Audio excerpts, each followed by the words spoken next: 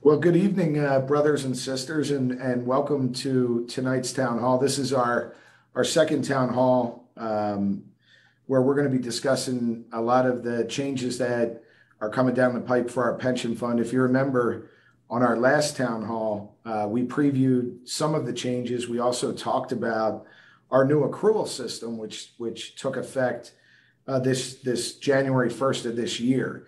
And as we alluded to on the previous town hall, there are going to be changes that are going to be taking place, and we're here tonight to inform the membership of the changes that the Board of Trustees have acted on. And I wanted to just intro.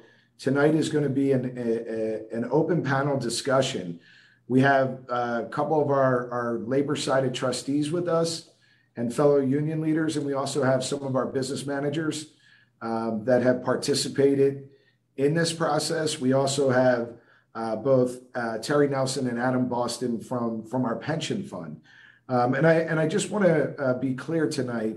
We're going to also take time for questions and answers like we've been doing tonight. If you can you please put your full name, the district council you come from, and or the local union when typing your questions so that we can address you directly. And if we miss any questions because time or if we just happen to miss it, somebody from the fund office or somebody from the International Union will reach out to you and get you the answers to your questions. It's very important going into a rehabilitation plan that our membership have the right facts and that facts matter, and not necessarily people's misguided opinions. So as a union, we've been trying to go through this process of educating our membership related to the changes that are going to be taking place with the pension fund.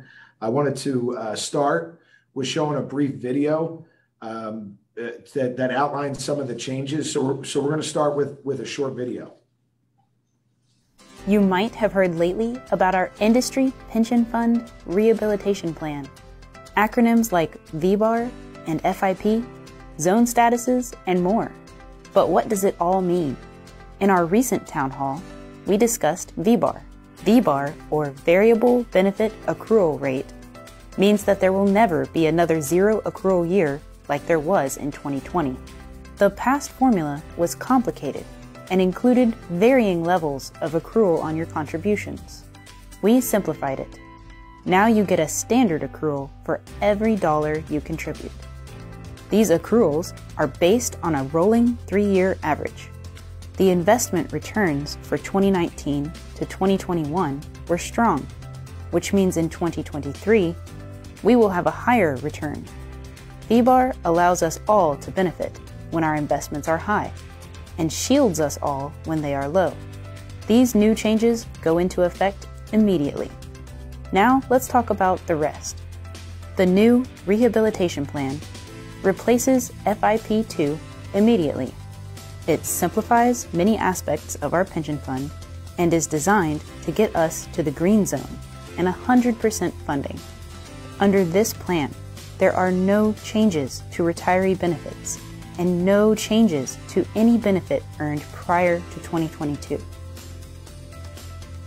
Because of federal law, trustees are limited in changes they are allowed to make to our plan.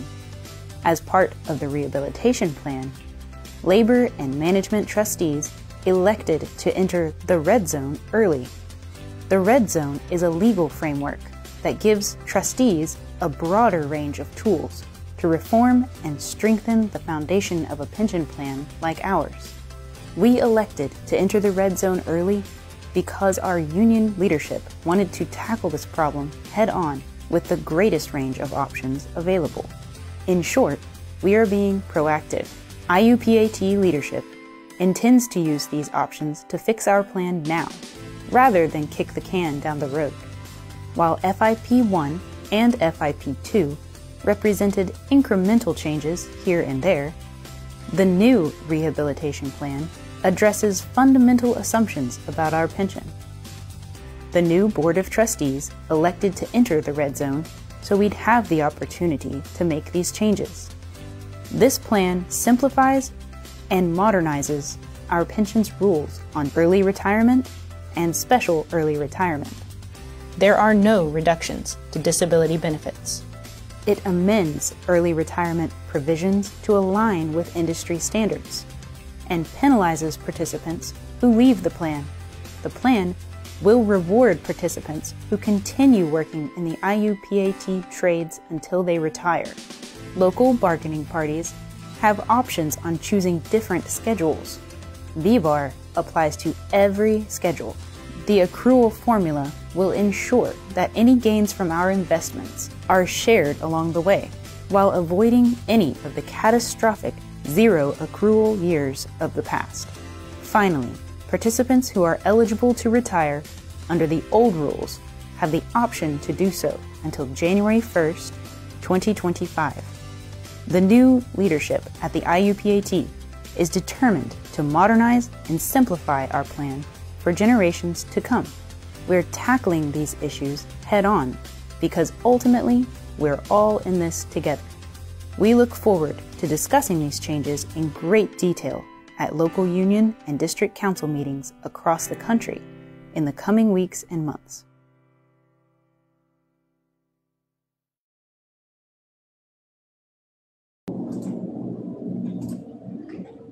So as you can see, that video does a great job of explaining the changes. And I just want to recap a few things before I turn it over to our fund administrator, Terry Nelson, to walk a little bit further into the changes that the trustees have made.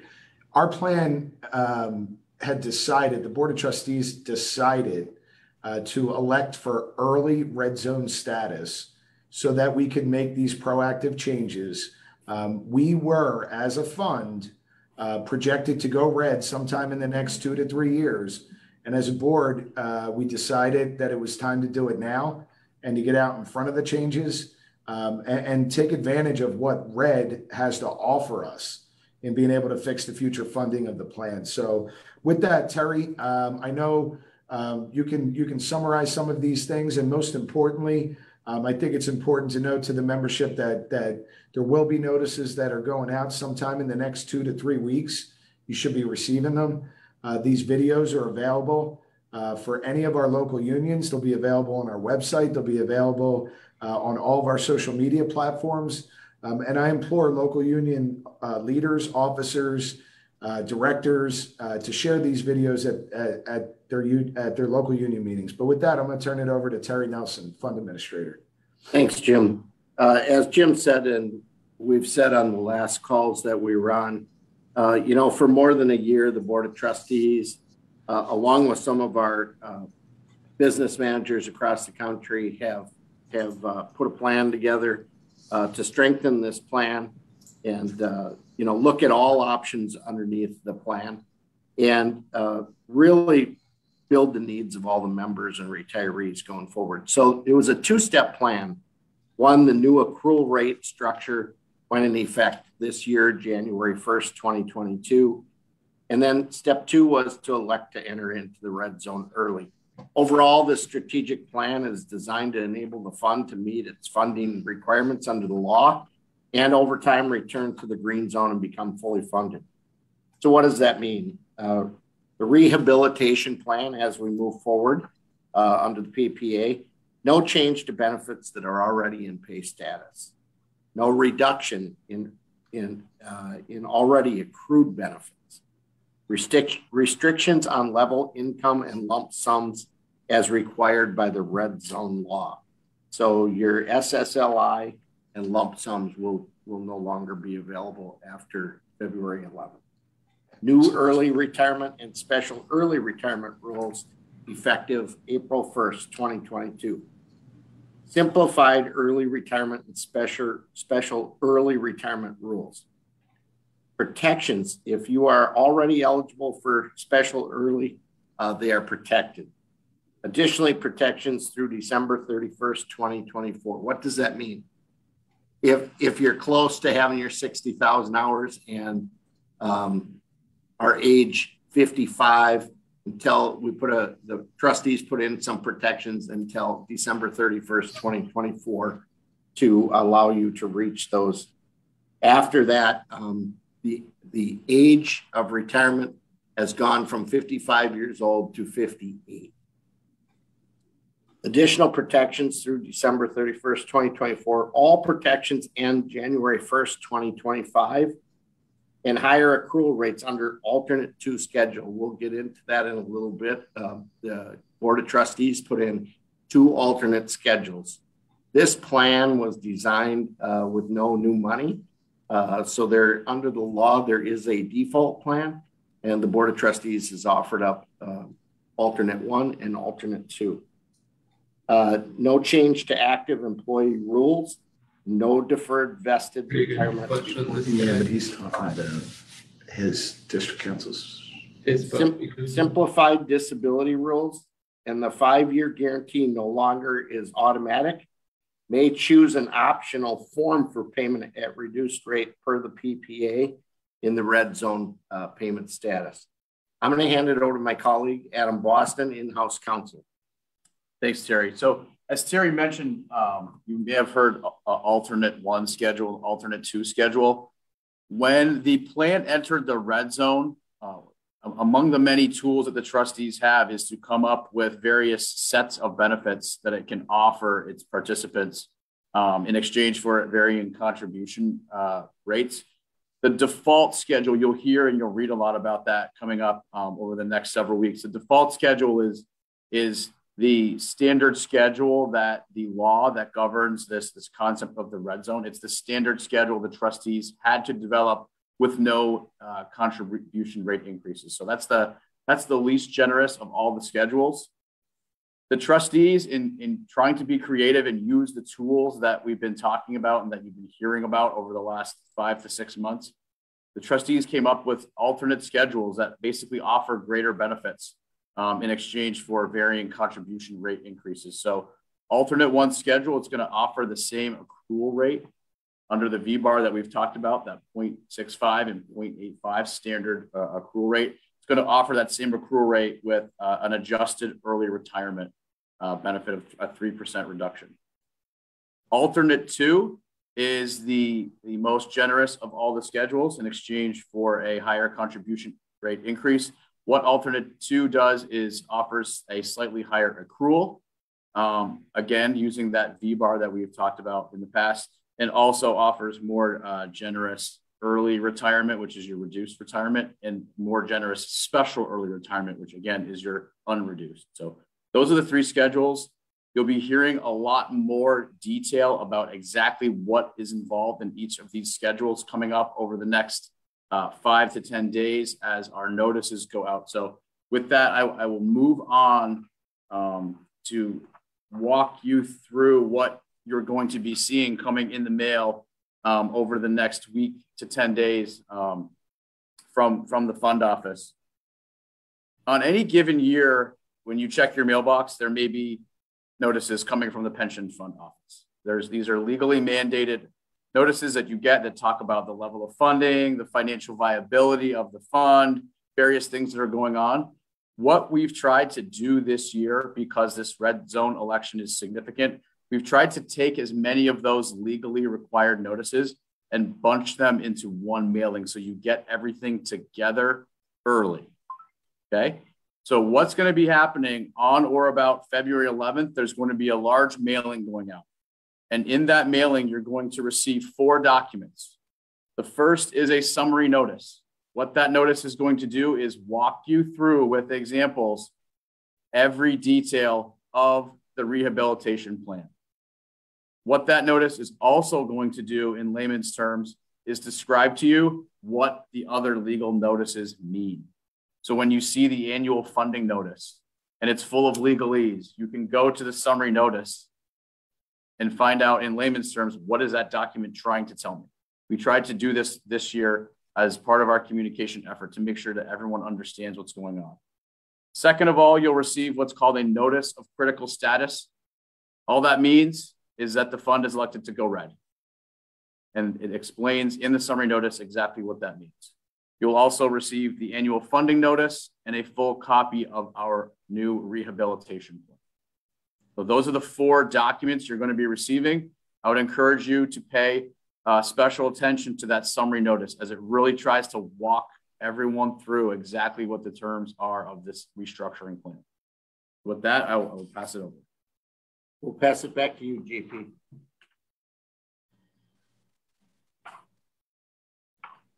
Thanks, Terry and Adam.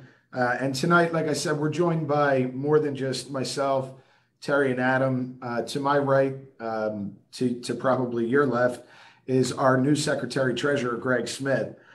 Gregg is participating in tonight's panel, but Gregg has been a true help from the get-go on taking a look underneath of all the different underworkings of this pension fund, and has been a part of our discussion now for well over a year. Also with us is our newest General Vice President from the Eastern region, Paul Canning, who comes to us from District Council 35 in Boston, and has now been General Vice President since August, and General Vice President for the Eastern region since January 1st. We also have with us two business managers and two folks that sat on our subcommittee of business managers. We have Ryan Anderson from District Council 30, who makes up a good portion of the state of Illinois. Ryan comes to us tonight, and so does Louis Robles, our business manager from District Council 36, which makes up Southern California and the state of Arizona.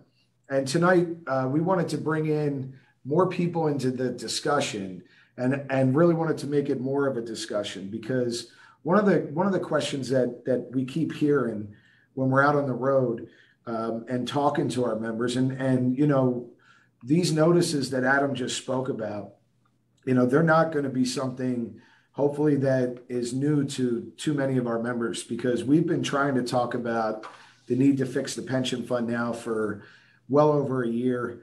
And we've been engaging with our local leaders, and we've been engaging with as many people as we can to try to get this information out into the hands of our membership. And one of the main questions that we keep hearing, and I'm going to put this out to the panel, and I'd really like to hear maybe from Terry and Adam one more time. The question that we get is, you know, why is this plan going to work? And why is it different than previous attempts like FIP 1 and FIP 2? Terry, Adam, if you guys can take a stab at that. Yeah, Jim, I think, you know, the main difference this time, one, as we looked under the hood and looked at all the mechanics of the fund, the assumptions going forward, we assume a return of 7.5% as we enter into the red zone and try to get out of there in the next 10 years. We've built in some protections. In other words, we have built in what we consider to be an all-weather plan. As you know, there's been headwinds against the fund over time. I saw a question come in about COVID. Clearly, man hours make a difference. So we've lowered the assumption from 7.5% down to 7%. We are very moderate on our assumptions on man hours going forward. And then deferred vested members, those that have been with us but have a permanent break in service, we were really subsidizing them as they went to retire. And those are no longer protected underneath the plan. Those folks will automatically go to age 65, and the penalties will be heavier. In other words, we're trying to keep people in the plan through the full length of their career. I'll turn it over to Adam. He may want to add a few things. Yeah, thanks, Terry. I think I'd also add to that the fact that when the plan was going through its funding improvement plans, it's FIP 1 and FIP 2. You saw lots of notices and letters about that over the years. When you're in that situation under the law, there's not really much you can do to the plan's design other than to find ways to add more money to it. One of the advantages of going into the red zone and going into the red zone early is that there are legal and actuarial tools. There are things that you can do in the red zone that you can't do in the other zones. And those are things like adjusting your early retirement. Those are things like examining and making hard decisions on terminated vested participants, like Terry had mentioned. I think importantly, you had just heard Terry talk about the term all weather. we added this V-bar, this variable benefit accrual rate structure where if the investments are up in a given year, the membership benefits or participants benefit because you get a higher accrual. When investments are down in a particular 3-year period for a plan year, the plan protects against that by giving a lower accrual, but not one that's as low as 0. You're never going to have that 0 year again. That's really important. But my point there is that the tools that have been available to the trustees to now include in this plan, and which have already started their implementation, like I said, that V-bar, they're allowing the plan to shift, roll with the punches, if you will. So that's one of the reasons why I think this plan is better positioned for long-term stability, is the fact that it has the ability to fluctuate according to things like COVID, the market, loss of hours, et cetera. I hope that's helpful. Thank you. Thank you both, Terry and Adam. And as a comment, Terry talked about the fact that we lowered the assumptions. We're not doing that in a panic mode. That's more to show success into the future. By lowering the man hours that the trustees are using to assume as a return for an annual year, if we hit that ball out of the park and we do something like 10 or 20% better on our man hours, you're going to see our funding status go up quicker. Same thing with lowering the assumption on the investment returns.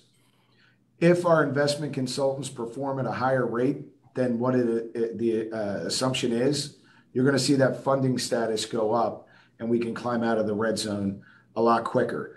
That's important because that's one of the big changes that we made. And next, I'm going to turn it over to Secretary-Treasurer Smith. Greg, what is one thing that the members should take away from this town hall and this rehab plan and this process that we've been going through now for quite some time? Good evening. Good evening. Thanks, Jim.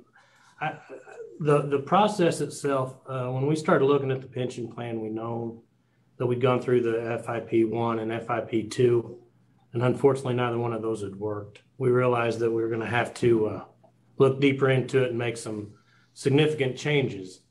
And in order to do that, we felt as though it was imperative that we, not only between us and the trustees on the board, but also got a committee of our business managers, secretary treasurers to sit with us and make decisions that were going to be difficult, knowing that every decision we made was going to affect each person in this plan either one way or another, and we all will be affected, unfortunately.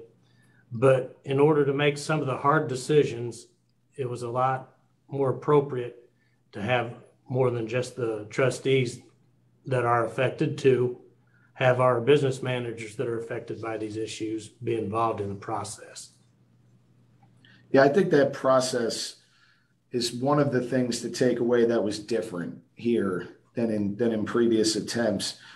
In the past, the trustees would make decisions, and for everybody on the call tonight, it's important to note that pension funds are made up of both labor and management trustees. The union itself doesn't just get to set the terms of how the pension fund operates. It's equal parts, labor and management. What we did as a leadership team this time around was we wanted to make sure that we heard from our local leaders before we went into making any sort of changes. We didn't go into it with any sort of preconceived plan or notion, and we spent well over a year looking at every little thing that can be changed and what impact that would have on the membership. Next, Paul, I'm going to ask you, you're a new trustee to the fund, and you sat on many successful plans while you served back in District Council 35. What are some of the things that maybe you've learned over the years, and what are some of the things that you've heard so far in your new role working with the International Union as General Vice President? Thanks, Jimmy. First of all, I may be a new trustee to this fund, but I have been a trustee on District Council 35s for the past 16 years. I was a trustee on the pension fund for the past 16 years, along with the health and welfare annuity and a couple labor management funds.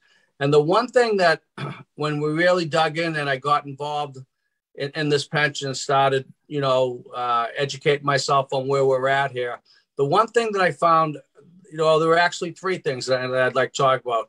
And one of them we've been talking about already, the assumption rates. With the hours worked, lowering those assumption rates with hours worked and lowering the assumption rate on our investments. And I know that, even with the very successful pensions that I was involved with, we lowered our assumption rate on our investments because the way the world is now, it's very tough to hit that bogey with the uncertainty of the markets nowadays. So when you lower that investment assumption rate, it's just going to help us come out of the red zone a little bit quicker. The other thing that, I thought we really had to take a look at was we had very, very rich early retirements. And the one thing that will keep this pension fund going is people participate in the pension fund. And what happened was we saw there were, very early 48, 49-year-old participants in the fund, which at the time it could afford it, I guess. But as it turns out now, it's tough to afford that. And when you only have, for the average participant that's given $7,000 on a yearly contribution, but $13,000 is going out, it's just an unsustainable number to really keep going. And at the end of the day, our fiduciary responsibility on any fund, but on this pension fund in particular, is to make sure this fund is long-term, that we have plenty of money in there to move it forward. And there is plenty of money in there. This fund has never missed a pension payment in all the time that it's been going. But we, and I would say General President Williams took it along with his team to look at this right away and, not putting a Band-Aid on it, to make the tough decisions that need to be made to move this pension in the right direction. And,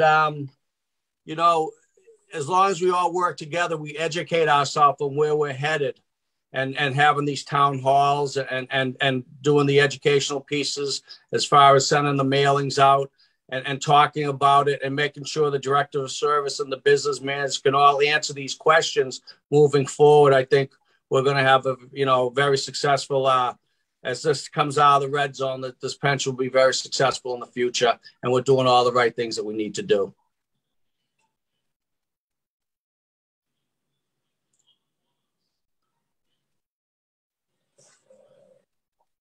And Louis Robles is our District Council 36, Southern California. It's probably the largest contributor to the national plan, hours-wise and membership-wise. Louis, what was one area that you saw that the District Council needed to make sure was a part of this rehabilitation plan? If you can introduce yourself too. Thank you, Jimmy. Thanks for the opportunity to be part of the panel. One of the things is I've been a member for the last 22 years. I started as organizing, salting, organizing, business rep, director organizing, and for the last 4 years, almost 4 years, the business manager of the District Council. The difference in the I see right now, and thanks for letting me participate in the subcommittees last year, is because we see a lot of need for the guys. They need to know what's going on in the pension. We got a lot of issues, retaining the people, getting new companies, getting new guys, fighting with the other unions like the carpenters. That's the reason we try to fight for the best accrual possible for the members. That way we can keep and retain, our guys. Now the guy's going to have different options. The guy's going to have, different options. That way the industry can be a benefit. For us, it's huge. Like you said, we represent in District Council 36 over 6,000 participants in this union. So the most important for everybody, they need to know what's going on in the day-by-day basis. Now with the new administration, we're going to have the answers for every single guy, the business reps, me as a business manager, organizers, everybody needs to have all the answers for all the participants. Thank you, Louis. And, Louis doesn't talk about himself enough. But one of the things that Louis was very, very clear on, and I think it's very important that members understand this, in order for us to reach 100% funded, certain things had to change, whether it was the early retirements or whether it was the future accruals. And, as trustees and as leaders, we're faced with decisions. We could have easily kept all of the early retirements and put the accrual rate at, say, 0.4 or 0.5 for everybody going forward. And Louis was a strong advocate to say, we got to make sure we remember those that still have 20 years to give to this union, to their service, and to their benefit. And so we've really tried to balance. And Louis was a strong voice in making sure that we've retained the highest level of accrual possible with options to increase higher. And Louis, we thank you for that. Next, I'm going to ask, Ryan Anderson from District Council 30. Ryan has been a leader in this space within our union for a while because he comes from a council that runs a fund that is well over the 100% funded status and has been for quite some time. But Ryan is also somebody who is the first sitting business manager to sit as a newly appointed board member, as a board of trustee member on the pension fund. And that's a big change. In the past, it was only the international leadership. We did not have representation from the local unions or district councils. And Ryan is also the chairperson of our subcommittee. But Ryan, what are some of the things that, when looking through changes that we're making here versus what maybe you've done throughout the years at District Council 30, what are some of the differences and similarities that you see in the changes that we've made here going forward? Yeah, thanks, Jim. The biggest, and just to point back, so I've been worked for the District Council for the past 20 years, have been business manager since 2014. And when you kind of compare those two plans and you look for alignment, I think the biggest change has been under the rehab plan for the international plan is relates to those deferred vested benefits. And you've got to remember that these are the folks that have generally left the union. They haven't worked 450 hours in the past 3 plan years, and they're gone. And what we're saying is you still get your earned benefit. You just have to wait until the normal retirement age before you can get that benefit. The second where those plans come into alignment is along the special early retirement benefits. However, it's worth noting that those changes really impact a small percentage of our membership.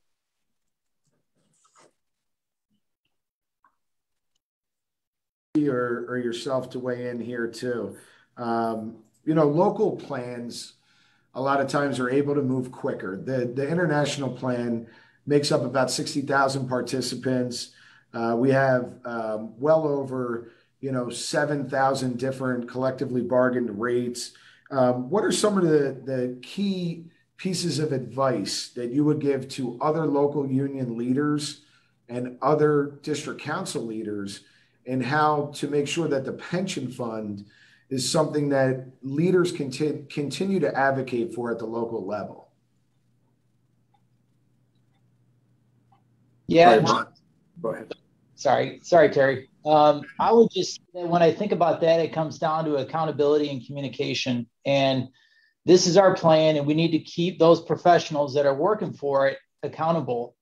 And with Terry and Adam on the increased communication from the pension fund to the business managers, to the local leadership, to our local bargaining teams, having that information sooner and participating in the process is going to allow us as business managers and leaders of the local unions and district councils to better assess the needs of the international plan moving forward.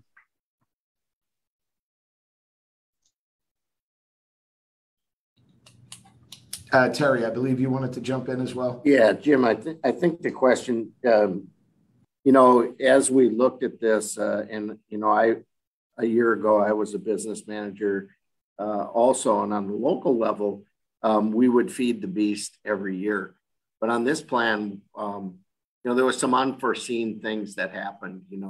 Who could have predicted, a great recession? And then, we went into FIP 1 under this plan with no accrual rate. And then shortly after that, in a lot of the district councils, they fed their local plans, but not their national plan. And so, under the Constitution at the last General Convention, we put a 5% escalator in there of any total package increase. See, that's part of building towards the future. You always have to put some money in, and we always did that on the local levels. And the local leaders, it was important, but they weren't getting the communication. And then after we put FIP 2 in, then all of a sudden this pandemic hit. And that created some angst amongst folks too. But I think the communication has gotten much better. You're getting some district council leaders on this board that are giving great direction. So those are some of the reasons why the local plans adjust quicker than what we were doing on the national level. But into the future, I believe that we will be lockstep. Thanks, Terry. Greg, whenever we've been out talking to the membership so far, we've met with folks in District Council 5 in Seattle. A couple months back, we met with District Council 6 in Ohio. We've met with District Council 57 in Western Pennsylvania. On the schedule, we're going to be meeting with District Council 21 and their membership in Eastern Pennsylvania here coming up in early in February, in about 2 weeks. Same thing with our membership in New Jersey. And I know we've been in numerous forums with our leaders. And you always say everyone, has to own this plan, and everyone needs to understand this plan. And Greg, if you can take a minute, what do you mean by that? Well, through the process, we try to include all of our district councils and with input on potential changes that can be made, shouldn't be made, should be made. And we've tried to get solicit input from all of our staff. Therefore, the staff have had some say in some of the changes that we've moved along. And in the past, when the staff that we've asked their suggestions of have been approached by our members about issues with the pension plan, it was a simple answer: I don't know anything about it. You need to call the pension office. And the way we've processed this and looking at moving forward is everybody's going to be aware of every move made, every change made, and it's going to be handed down. We've already been in the process of meeting with directors of service, educating them on some of the changes that are coming forth. And the directors of service have been going to their district council employees, staff, and educating them. Our feeling is that any individual that receives their paycheck through the dues paying members should have knowledge of this pension plan, should take ownership of this pension plan, and be able to share the answers, whether it's an easy question or an easy question with a hard answer, or a hard question with a hard answer. We have to be willing to take the hard questions and give the hard answers to move forth and being transparent. Yeah, and most importantly, we need to stress, that these communications that we're having with our membership, this is the forum to be able to ask questions. Same thing with going to your local union meetings and your district council meetings. In the short term, you're going to receive letters in the mail, letters that are designed to scare you. It's why we're having these types of town halls, and it's why we're going to have more. We're going to have local town halls, statewide district council halls, and these national ones. And in the questions, I seen somebody say, "Well, I don't understand this. It seems to be that we've been in the red zone now for quite some time." The truth of it is, our fund was never in the red zone. We weren't. We were in what was considered the orange zone. But when you read that letter, it made you think that our fund was in worse shape than it was. It is designed to scare you. Just like hearing the word red. The truth of it is, the trustees have taken action to go red early so that we can make changes that couldn't be made any other way. Earl Mayer asked a question from District Council 711. He asked, did we enter the red to receive any sort of federal money out there, or were we able to get in, any sort of grants because of COVID? And the truth is, no, we entered red because number one, we're not eligible for any sort of loans because we have no need to. we can fix our problems and we're going to fix them. But we entered red based on what I had just said. We wanted to make the changes that we could only take advantage of under the red zone. If not, we would have had to increase contributions or cut future accruals. And we couldn't keep doing that. The next question came from Nick Krull from DC 57.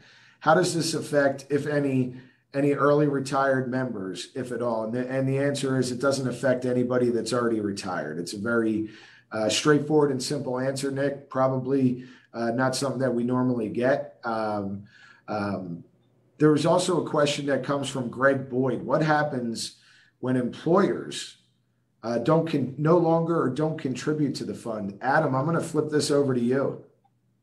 Yeah, sure. So, I mean, I can answer this as it relates to the red zone, but also just as a matter of our ongoing plan operations. When employers don't pay into our fund, we have a contractual right to go after that money, whether it be via litigation or settlement process, whatnot. In the red zone, our obligations remain the same. The Board of Trustees are fiduciaries. You heard General Vice President Canning talk about, as fiduciaries, the trustees have certain duties. You talked about that earlier tonight. One of those duties is to make sure that all money due and owing to the fund is paid in. And that's what I would say is that's particularly important when we are in the red zone. You know, we are all in this together, and part of our job at the fund office is to make sure that all monies that are owed under agreements are actually paid in, and that members are getting credit for all of their hours. Yeah, thanks, Adam. Rick Almanza, and sorry if I butcher your last names here, folks. You know, it's not as easy to read them as it is to talk to people face to face, and that's the difference between actually being in our local union meetings and being able to sit down one-on-one with our membership. But by the same token, I still hope that this forum is helpful. So somebody asked, what does early deferred retirement mean?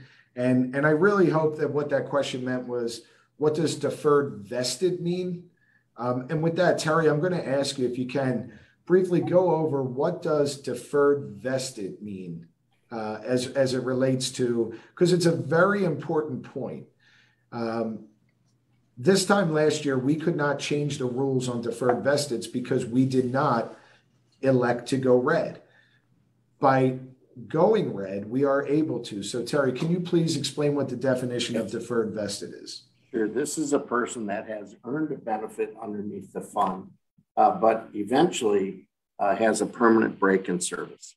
But we owe them a pension at some point. And in the orange zone status, we could not change the rules and regulations. And so we were subsidizing some of those pensions under the current structure of the plan. However, now in the red zone, we are able to take them to age 65.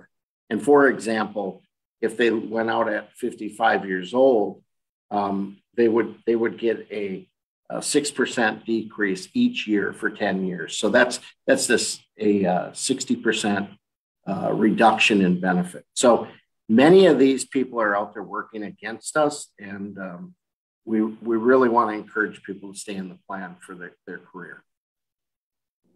Thanks. We received a question from Tony Nicometti. Are the same people making these changes the same people that have gotten us in this mess, or the same people that have made the previous changes? I'm going to start, Paul, if you can jump in there and speak to the question, and we'll pass it around. But Paul first. Yeah, well, we've when we sat down as a board, as far as the people prior, and the past people that made decisions, we have put a RFP out to look at other investment people, and we've put all new trustees in place to make our own decisions. And I'm not saying the decisions that were made last time were 100% wrong, but I will say that they made decisions based on information that they got. And unfortunately, some of that information didn't turn out to be, 100% where they thought, and when you're doing investments, it's hard to say where all the money goes. If we had a crystal ball, we'd be in a much better spot. But as it turns out now, we are making different moves as far as where we're going and who's going to be investing our money and how we're going to do it under with Terry as the new funds administrator and legal counsel with Adam there. So it's a whole new group of people looking at this. If I could just add a little bit to that, Paul, as far as the professionals, we're now going to go on every year have one of our professionals request for proposals, what they call it, an RFP. We're going to RFP one of our professionals every year in a rotation of about a 4-year period. So not only are we looking at changing them now, as we already have the actuary now, this coming year, we're looking at our new investment people. And we're going to continue to rotate that out. Whether we keep the same as one in the future or not, our intentions are to change them around right now. And in addition to changing our professionals, the Board of Trustees is 50% labor and 50% management. All of your labor trustees moving forward as of September of last year are new. There's not one labor trustee that was there in September moving forward. So there's some new eyes looking at it. And we definitely have intentions of keeping our professionals in par. Yeah, thanks, Greg. Ryan or Louie, do either one of you want to add to, that or your experiences maybe too in previous times?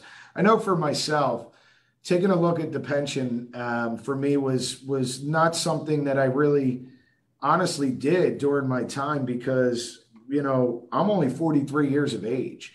And the first 20 to 22 years of my career, the last thing I was thinking about was my pension. I was the organizing director of this union for the last 7 or 8 years. I never sat as a trustee until September of last year. And part of it was because of my age. But I know as leaders, part of the reason why I wanted such a diverse group of people to give me advice and to give the labor side of trustees advice, including our business managers, is that we have to listen. Part of us having this discussion tonight is us to listen to you guys as well. But Ryan or Louie, if you want to jump in. Yeah, thanks, Jim. Just real quick, I want to double back on my comment about accountability with our professionals. And when you take a look at FIP 1 and FIP 2 and why some of those things didn't work, I think 2 things became evident. 1, we needed structural changes to our pension plan. 2, we need to hold those professionals that work on behalf of our members accountable. So I'm glad to hear that we've gotten rid of our actuary and that you've hired a new one in there. And to Greg's point, I'm glad that we're looking at some of the other service providers as well. Really quick, Jimmy, for me, now it's going to be better because a lot of the members got questions about how the accrual works.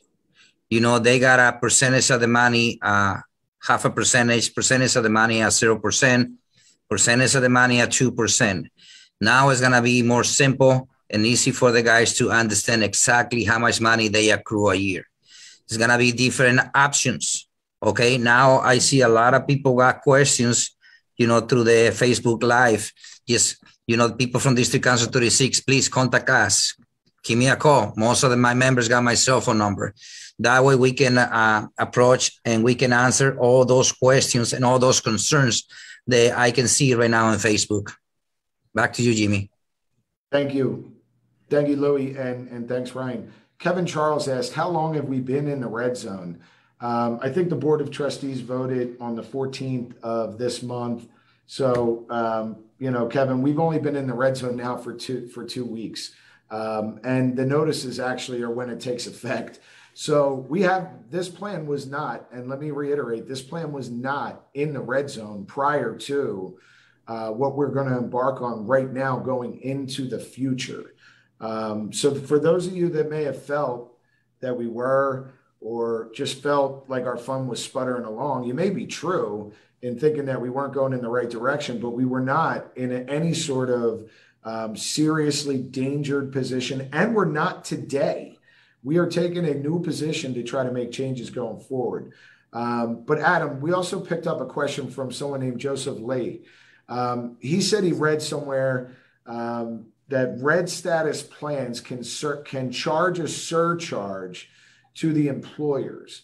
Is this true? And if you can, Adam, walk through what surcharges are, what that means to employers and participants. Can you please? Yeah, sure. So I'll try and break that down in reverse if I can. A surcharge is just a legal term for a penalty. So if you are supposed to do something as an employer and you don't do it, you are going to be penalized in the form of a monetary penalty. That is a surcharge. Just a fancy name, a lot like a lot of the other terms you see in some of these notices, which seem a little scary, which we can get to in a minute. But surcharges are monetary penalties. When a plan is in the red zone, the trustees are required by law, the Pension Protection Act. The trustees are required by law to present the bargaining parties with options or schedules. Okay. And the bargaining parties, the employers and the unions, have to come to an agreement on those schedules. If they don't do that, they may be subject to a surcharge or a penalty for not adopting the rules that the trustees have put before them. That's as basic explanation as you can give. In this situation, in our rehab plan, one of the things that the trustees really prioritized was coming up with a rehabilitation plan that did not penalize employers, did not penalize the parties. There could be no surcharges. And so this plan was designed to be one that has no surcharges so long as the parties coming in were compliant with the rules that were in FIP2. And so to not get too complicated, because over 99% of our bargaining parties were already compliant with the funding improvement plan, it allowed the trustees to design a plan which did not levy or impose any of these penalties. Hopefully that was helpful, GP.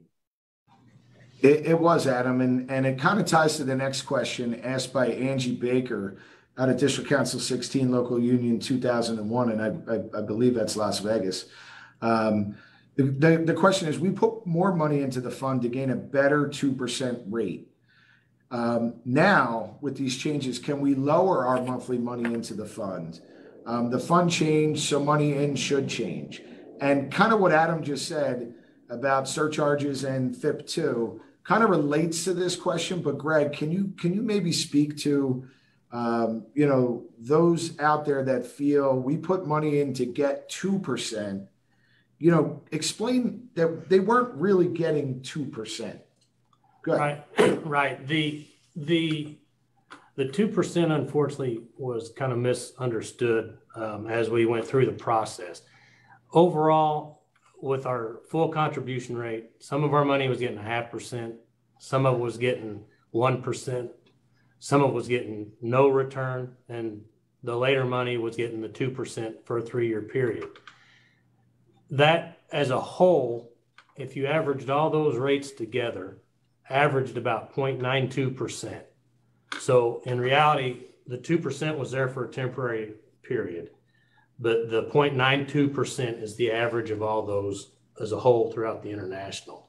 So when you look at the 0.85 as the default rate, it's not that tremendous of a difference.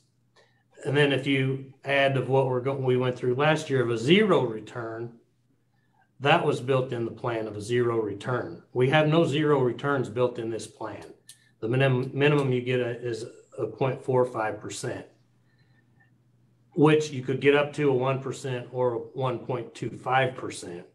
And going into this year, we're still waiting on the finalization of the return of last year's monies, but it looks like next year we will be at a 1%, even at the default rate. So the V-bar of the 0.85 next year is going to work in our favor, and it's going to give us a 1% return.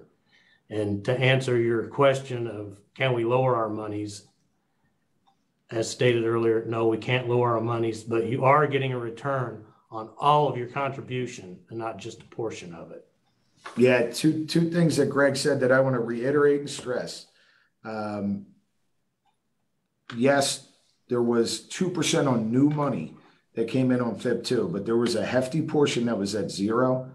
And having that zero really hurt people in 2020. I mean, it really hurt people. Think of those that were getting ready to retire and got zero accrual for the entire year. And then the second thing that Greg just announced and said, it looks like we are going to be able to go to our membership throughout the course of this year and say that in 2023, your accrual on every penny that you contribute is going to be set at the default rate at 1%. That's actually a higher percentage on your future accrual than it was previously. So, that's important to stress. That's important to note. I'm going to ask Adam or Terry, can you pick up on that if there's anything in there that Greg or myself missed? Yeah, no, I think, we said it a little earlier, Jim, the 2% was an enticement to get people because a 5-year window went by where no new money came in. And of course, right after that, the pandemic hit, which really created the shortfall, and the man hours dropped. So that, again, while it was great that we got 2% on that money, it was unsustainable. Next question we got comes from Wesley Ridnour, Local 181. Why don't we ask these employers for increases? Wages are in the same boat. Start making these companies pay. And I think it's important to note that we did. In FIP 1, it was a 35% increase, and FIP 2, it was 2%. That is money our employers contributed on your behalf. We are not asking anyone else to contribute anything more to this plan. It's got to be understood that the liability on these contributions, even if you're the person who at the local level, your local decided to increase the pension contribution by 10 cents, 20 cents, $1, whatever it may be, the liability on these contributions fall back on our employers. We're in this together. However our pension fund gets funded, it is ultimately our employer's burden, and ultimately they are employer contributions into a fund. So, Wesley, while I understand the question, I just want to make it very clear. By increasing the contribution, we're increasing our employer's burdens. We increased those twice, 35% and 50%. We have parts and places in this country where we are working towards having pension contributions that are so high, and when you couple that with health and welfare contributions, you're not even coming close to what a non-union painter makes on their paycheck. We really wanted to make sure that we did not go back to the well and demand more money to fix the problem. What we hope is that folks contribute more because the fund is doing better into the future. And I think that's important. Paul, Ryan, or Louis, if you want to add to that, please feel free.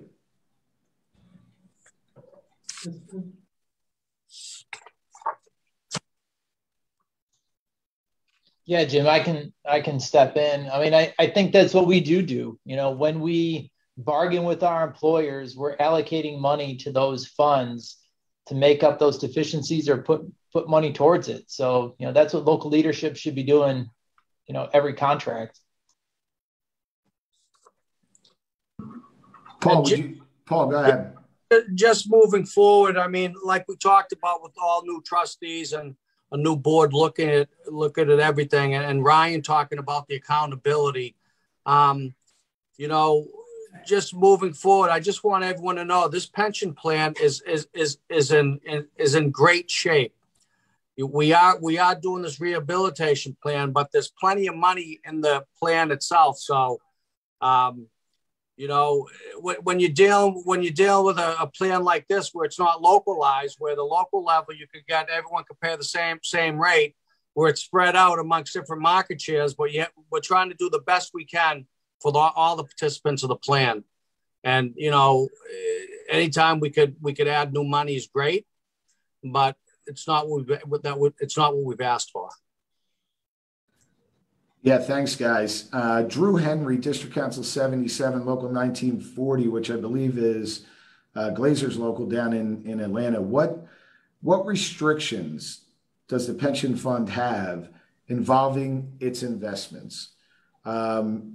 and I'm going to flip this to Adam, but I do want to say as trustees, as a trustee of the fund, but yet as a high school graduate, apprentice glazer, I can tell you, I don't want to be investing your money. I have zero background in investments. It is the reason why we have attorneys. It's the reason why we have investment consultants. And it's the reason that our job is to make sure we understand the law and understand what restrictions we have to work within and what parameters we have. So with that, Adam. Yeah, sure. So I think, General President Williams, you touched on fiduciary duties and trustees. So the general rule is that the trustees have two main objectives when investing the money of the pension fund. One is to diversify it, meaning you can't put too much of your money in one place at one time. And the second piece is to really make sure you're hiring the right people with the background and expertise to do the best they can with your money. So in terms of restrictions, the biggest restriction is you can't put too much money in one place. And so our pension fund hires a number of professionals. I think this is important. We don't just hire one person or one company to manage all of the fund's money. The fund hires an investment consultant who is responsible for determining a recommendation for the trustees as to where is all of this money going to go. Now you're going to see the annual funding notice come out within a week or so. It's part of that package, the communication we're sending out. In that communication, you're going to see the different categories of investments that the fund makes. And you're not going to see them this time in terms of the legal definitions. We've actually included for your benefit this year an explanation of the real terms. What are the actual buckets the money is going into? Is it going into stocks, bonds, real estate, and the like? We've tried to make that very, very easy to understand this year. Also, this fund is unique in that not only do we have an investment consultant, we hire another investment firm to speak to the board of trustees as to whether or not the investment consultant and the managers managing our money are actually doing their job. And we call it a check the checker, but it's kind of like an extra set of eyes to help the trustees make the best decisions that they can. And so it's a large, heavy lift for the trustees to manage $4 billion under federal law, which says you must diversify this. You have to spread this out amongst varying types of asset classes with varying types of risk. This is entirely different than a 401k plan that many of your neighbors may have or other folks that you may know. Those plans, you can put all of your money into baseball. And yes, great, you may make 30% one year, but there are other years when you will lose 30 to 40% all at once. This pension plan does not operate like those types of plans. It must be diversified across a number of asset classes with various risks. And that's why we have so many consultants helping us. Hopefully that was helpful.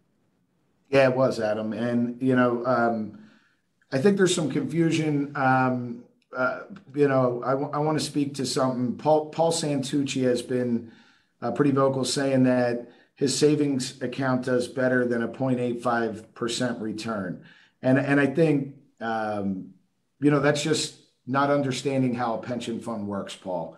What you are getting is 0.85% accrual on your contribution for a lifetime payment, not a one-time return on an investment. For instance, last year, our pension fund returned 12.5% in investment returns. And I can guarantee you that's better than what your savings account did, Paul. Yet it is very important to understand what the difference between an accrual and a return on investment is.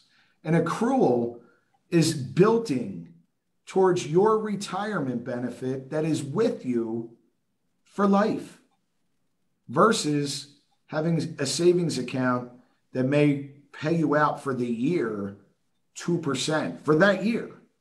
You are accruing a monthly benefit that is there for you till you die, and with survivor options in many regards. Now, listen, another important point to add to what I just said. Not one person under this fund has lost a pension check, has missed a pension check. All of our previous retirees are receiving their monthly checks. There has never been an interruption in service. It's very important to know the difference between a percentage of a return on investment versus your future accrual. And so I hope you understand there's a big difference there. Jimmy, another one. Go ahead, Paul. Way to explain that maybe is, you can outlive if everyone put it in their annuity. You could outlive your annuity money. In other words, you'll drain that right down. There'll be nothing left. Same with Paul's savings account. He can maybe make 0.85 or 1% in his savings account, but he will outlive that savings account. With a pension, the pension fund stays with you right till the end. You'll always get your check. It's there. It's guaranteed. Jim, I just wanted to jump in. Well said, Paul. Go ahead, Adam. Terry. Yeah. So you made the comment, no one's missed a payment. In fact, the fund is at, depending on the day in the market, 4.3 billion right now. But over that, the 2 FIPs over that time period and up to date, we've paid over $4 billion out in benefits. So no one has missed a payment. The fund is in good shape. I want to circle back, Jim, on a question that was asked earlier. Why would the lawyers of the fund write scary letters to our participants? We don't. That's under, as Adam would say it, if it was live here and we were in your district council, under the PPA, if you're 80% funded, you're green and growing. If you're 79% funded, you're in danger. That's the way the law is crafted. And we have to craft letters to the plan participants underneath the zone statuses. So I just wanted to circle back on a couple of those, Jim. And I think would like to add to that just very quickly, if I can, with the zone statuses. Unfortunately, the law requires us, if you're red in critical status, you must send out a letter which has to be titled Notice of Critical Status. But one point I do want to make with these zone statuses, and not spending too much time on the law, is that being in the red zone is not the worst status you can have. And while the word critical sounds very negative and horrible, it's not the worst status that's available under law. There are more negative, there are worse zones to be in. For example, the deep red, critical and declining. There is so many words and acronyms to describe the different zones you can be in. And it just goes to show you that the lawmakers who come up with these names and colors, it's confusing for them. They try to lump everyone into these particular categories based on very complicated factors. But the bottom line is, while we are in red, we are not in a critical and declining status. We're in a critical and restructuring status. That's what I like to say. I'd like to also add that when you look at the relief that the government has provided, if you can call it that, to multi-employer plans over the last 10 to 15 years, this particular fund has not been eligible for any of that relief. I know we had talked about the American Rescue Plan Act maybe 20 minutes ago, and is there new federal money available to us? And we heard the answer, no. Our fund's not eligible for that because we're not doing that bad. We just haven't been doing well enough, fast enough. Under President Obama in 2015, there was amendments to the law, which allowed certain plans to cut benefits, to suspend benefits if they were in a financial crisis. Our plan was nowhere near that. We weren't even allowed to apply for that relief, let alone be considered for it. And so when you're talking about these zone statuses and these scary letters that get drafted by people like myself, we are stuck using the words that the law forces us to use. But I want you to understand that there are plans that are much more troubled, in need of a lot more relief in the terms of a government bailout than us. And so the red zone here and electing it early, it's an opportunity for this fund to use the tools that have not been available to it before under the law to make some proper restructuring. to put it in a position to be all weather, to be flexible, as we've talked about tonight. So I know that was long-winded, but I wanted to make that point that things aren't as bad as they may seem on paper. And just like Adam's long-winded response, because he's an attorney, yes, the letters that you receive in the mail are often long-winded and very legal in nature, because that's the way the law is intended. And unfortunately, the language, like Terry said, oftentimes does scare the membership. Hopefully what you'll see out of this leadership team, myself, Greg, our combination with our business managers, and a team of local representatives, is you're going to see a letter that comes from me personally as the labor chairman, that lays out what is in those notices and what they really mean to you. Not what some of the scary aspects of the letter is, but what does this really mean to you? And hopefully what you'll see in all of our increased communications is, very plain speak. Some of these topics may be difficult to understand at first, but the more you get into it, the more you also should be able to understand what it means to you. John Kikados asked a very good question and a very direct question about his own pension, I would assume. Are we grandfathered in if we currently have over 60,000 hours and are 2 years from reaching the 55 years of age? And the answer to that question is yes, you are. The Board of Trustees, in combination with our business managers, we did not want any of our members to go unprepared. And we did not want any of our members to have their legs pulled out right from under them. What if somebody was 2 months away from reaching their 60,000 hours at 55 and March 1st, they were going to do it. And we made these changes and they had to go work an extra 3 years. We purposefully built this 3-year window in there so that no members can come back and say, I was ready to retire in 2 weeks and they took away my benefit. But we wanted to give everybody enough time. We also wanted to give people enough time to make their own decisions. And yes, you have till January 1st or December 31st, 2024 to make your decision if you fall under the old FIP2 early retirement, special early retirement eligibilities. It's very important that the membership understands that, because once the members start hearing they took away this or they took away that without knowing the true facts behind it, then people start making bad decisions based on misinformation. So John, very good question. I want to leave it for any closing comments for any of our panelists before we wrap with any other questions or any other comments before we close. But, what I'm going to do is I'm going to start, Louis, if you can, if there's one piece of advice or word of wisdom you could give to the membership in this current time, Louis Robles. The main thing, Jimmy, is contact us. Let us know, because there's so many questions and it's impossible, in 10, 15, 1 hour, answer all those questions. That's for sure. Sounds alarming for a lot of the people, but just make the phone call. That way we can get the answer for, the specific answer for a specific case.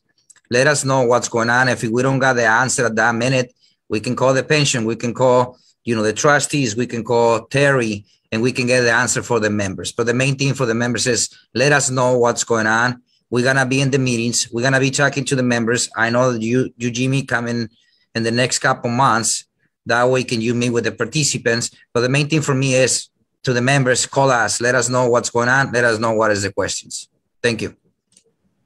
No, thank you, Louis. Great point. Ryan. Yeah, thanks, Jim. I would just echo a little bit of that, but stay engaged and, read the materials and ask a lot of questions, because we're ready to answer them. Paul? Yeah, with all that being said, they're both great, Louis and Ryan.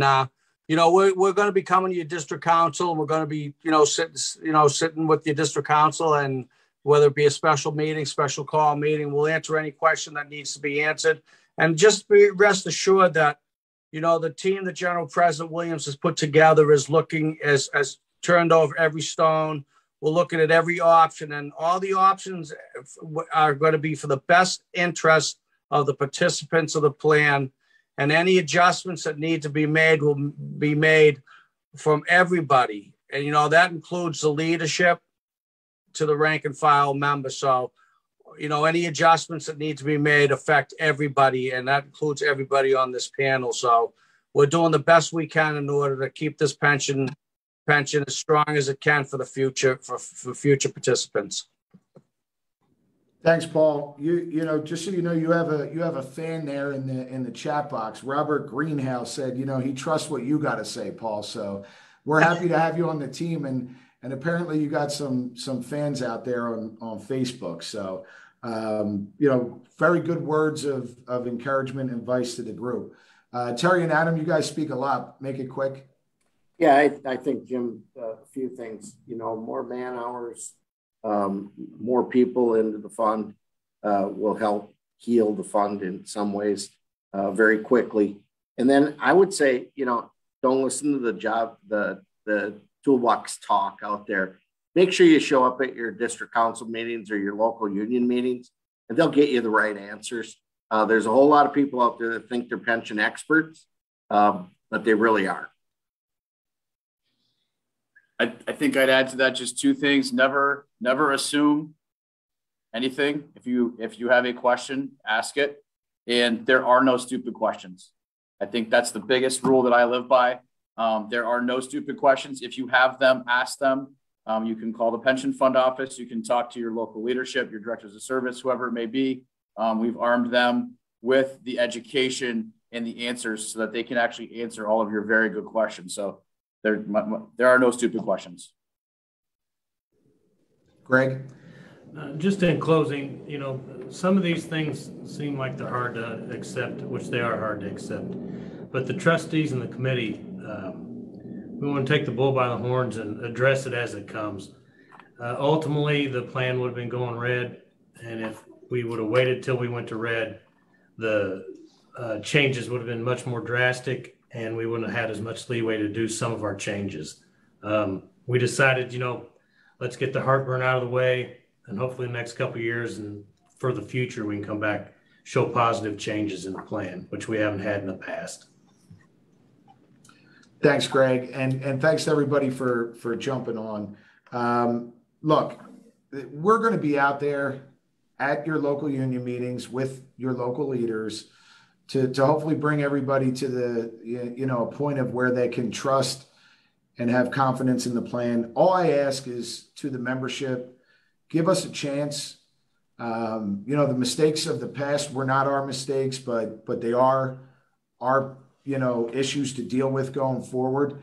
And we really do hope that everybody take the opportunities to sit and talk with us, to sit and talk with your local union leadership, your district council leadership, Terry, myself, Greg, the rest of the folks that work for the union. Take the time to understand your benefit, to understand why changes were made and how they affect you. We will be doing more town halls. This format is a way to hopefully quickly share information and allow for some back and forth and some questions. We can never answer every question. So I apologize to anybody who felt like their questions weren't answered tonight. We will, if you identified your local union and district council, we will reach out. Thank you all, and be safe out there on the job sites.